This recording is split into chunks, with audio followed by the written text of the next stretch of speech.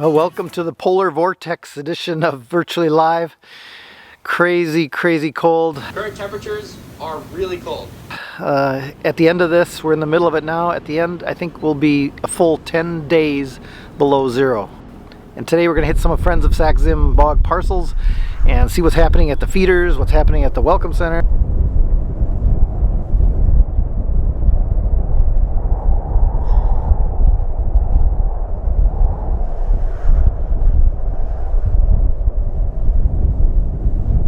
Oh, it is brutal.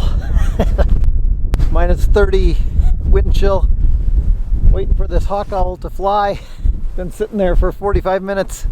Same tree facing right into this wind. They have phenomenal vision. Looking, listening for any kind of movement of a vole. They eat mostly voles. They'll eat some birds too, but it's got to fly soon.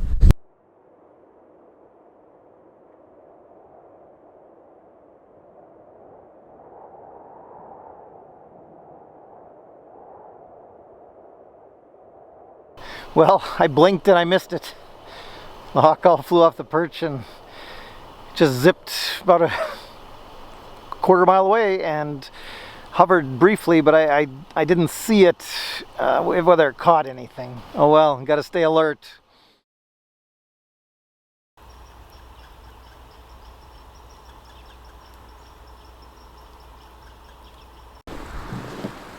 Pine grosbeaks are only a winter visitor. It's one of our winter finches that comes down from the far north, and they'll be with us almost every winter.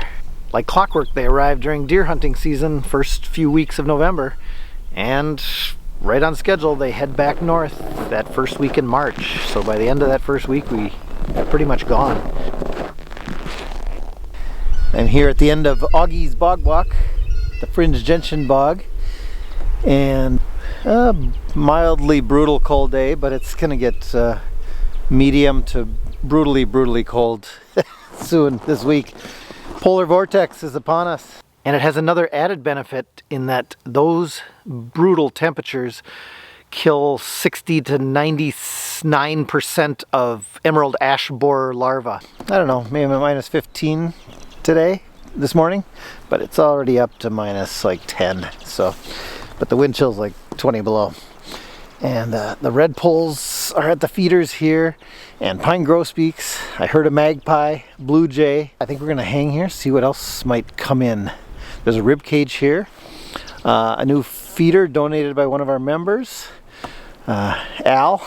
Oh, there's a flock of redpolls came in. Let's see if we can pluck out a hoary out of this group. And for hoary redpolls, we're looking for a real light gray frosty back. Commons would show a lot of brown.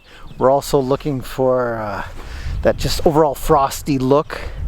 They're gonna have kind of a stubby looking bill, kind of like their face is kind of pushed in. The males have just a real faint pink wash on a real white breast. The male commons have a lot of red, much darker, not as pink. Their rump, if you can get a look at it, is gonna be pure white, and have very few markings on their undertail coverts. And yes, they are still a different species, and I will be mad when they lump them, because there's talk about lumping them, because they do, I guess, intergrade a bit. But they'll always be a species in my heart. Hoary redpoll. It's cold.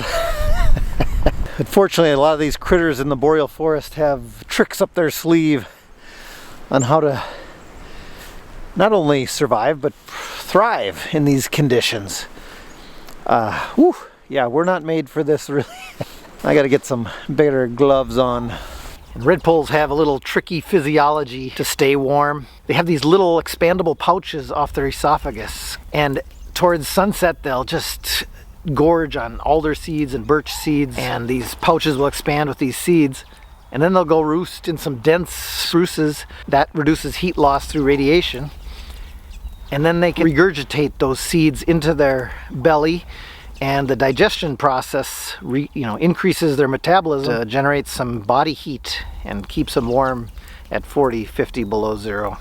Black-capped chickadees also have a few tricks up their sleeves. They can go into torpor. Their body temperature is normally like 105 degrees, but at night they can go into torpor, which is a controlled hypothermia, and lower their core temperature and so not lose as much heat. They also have about double the number of feathers in the winter that they do in the summer. And it's named Auggie's Bogwalk, and his great-grandfather Bob Brisky has been making these Augie's owls to give away to everybody. It's kind of his memorial to his great-grandson, and they've been incredibly popular. Just a very neat tribute, and they're for free, and you just put your name and where you're from right here. There's an Augie's owl. Cute. And Bob's made over 800 of these. Indiana, Tennessee, Connecticut. So a pretty cool tribute. So come on out to Fringed Gentian Bog, Augie's Bogwalk, and get your own Augie's owl.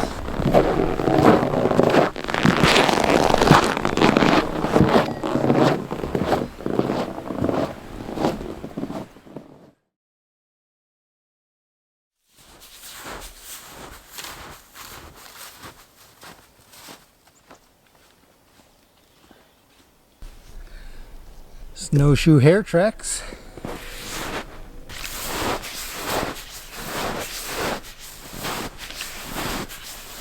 I'm on the Yellow-bellied Bog snowshoe trails today, and you could walk them, but if we get any new snow, you'd certainly have to snowshoe them. But you can do little loops off the main trail and check out the bog.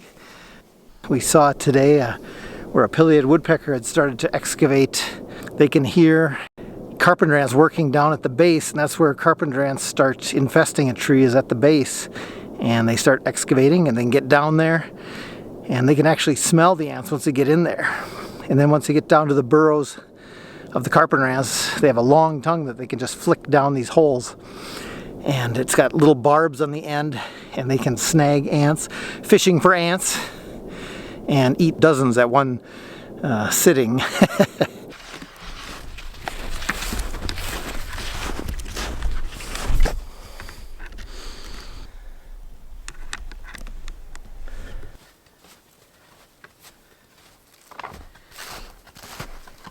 I had this story I wanted to share with you.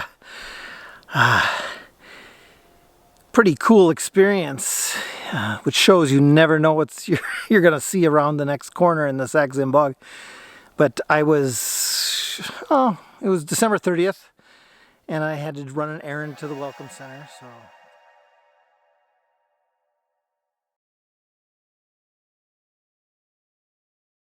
Well, I just had I thought it was a coyote run out in the road, and I just kind of ran across the road. I pulled over, it was a long ways down.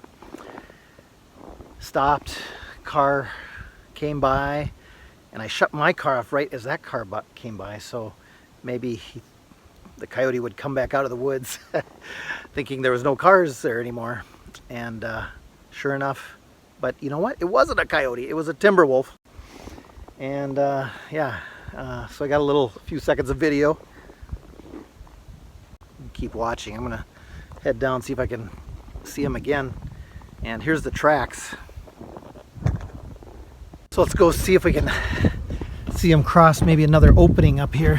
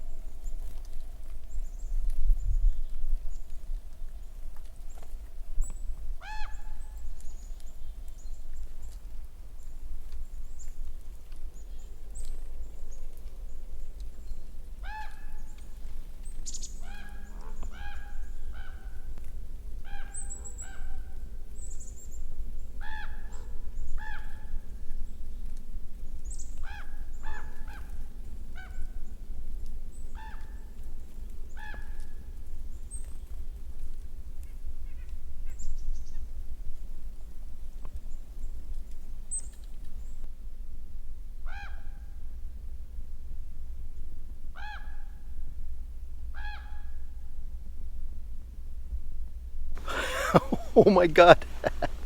I just had a standoff with a wolf right down there. So I drove ahead to the next like open area where he might cross. And I saw him kind of zip through in the brush, so I got back in and drove ahead another half mile and found this little right of way. And it's snowing and it's just quiet. I just kind of walked in here and just plopped down. And you know, what are the odds? But sure enough, he came out of the woods. He was right down there. And you know, for once in my life I was maybe ready. Got some slow motion videos and some stills, and he just stared at me because I just stayed still and he didn't know what I was. And yeah, I might pace it off. It was maybe 150 feet, and his right ear was a little floppy. So if I ever see him again. But yeah, Timberwolf, pretty cool. And then a snowplow came by and made him a little tense, and he kind of trotted off.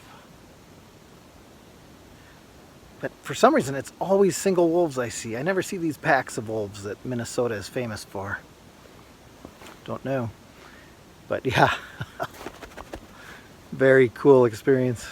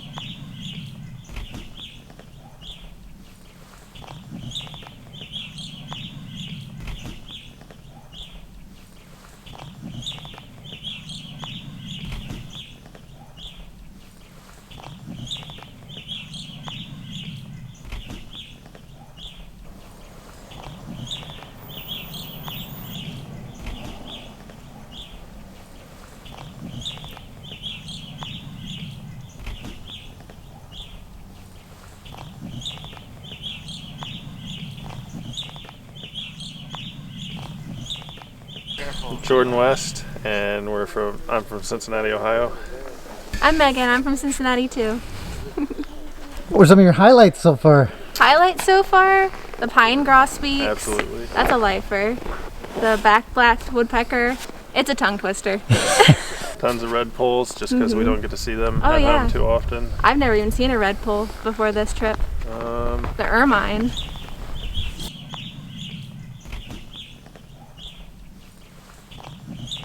Blackback woodpecker was definitely it, though. Yeah. We had a female hairy woodpecker and a blackback woodpecker line up Some even competition. with one another. Oh, nice. on the tree. Oh my gosh, that was so cool.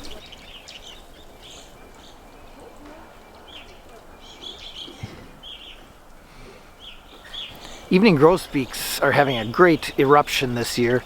I think it's really caused by a couple things. They are really tied to spruce budworm outbreaks, especially across Canada. And a big one has started in Quebec. And during these outbreaks, the grosbeaks can feed on the caterpillars. They just gorge themselves on the caterpillars. That abundance of food allows them to lay more eggs, raise more young, and their numbers build. And this year, there was probably a shortage of seeds in the north, and this year they're just flooding into the northern United States in the northeast and Minnesota. There's even been some sightings in Florida. So yeah, pretty cool to have them here this year in big numbers.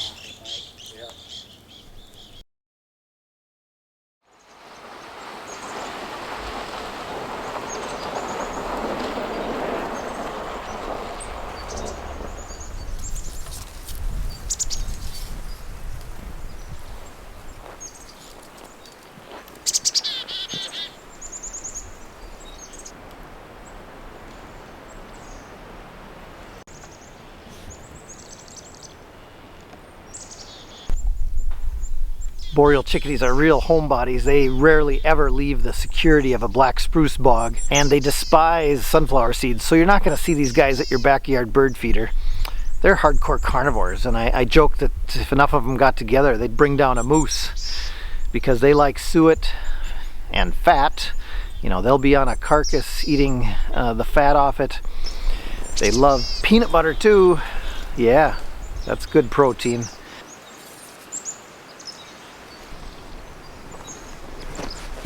Decided to make a stop at the Admiral Road feeders today, and these are community feeders, so anybody can put a seed out or peanut butter, and peanut butter is a real draw here. I thought, well, maybe I'll get lucky with a pine marten, because sometimes they'll come in here and feast on peanut butter, but no luck so far today. I've been here about a half hour, but some really close pine grosbeaks, including some gorgeous males, and black-capped chickadees, hairy woodpecker, downy woodpecker, usual suspects. There was a hoary redpolls here seen here yesterday, so keep an eye out for that as well. Superstar bird of the day, well, I'm gonna give it a tie between Boreal chickadee and that mighty mite, the common redpolls, and their little tricky ways to stay warm in winter. And no doubt superstar mammal of this edition, not this day, since it was about a month and a half ago, would be the Timberwolf. Absolutely, no doubt. Thanks for joining me, and we'll see you next time. Keep your feet in your snowshoes and your head covered by a warm hat. I don't know, I'm out. Stay warm.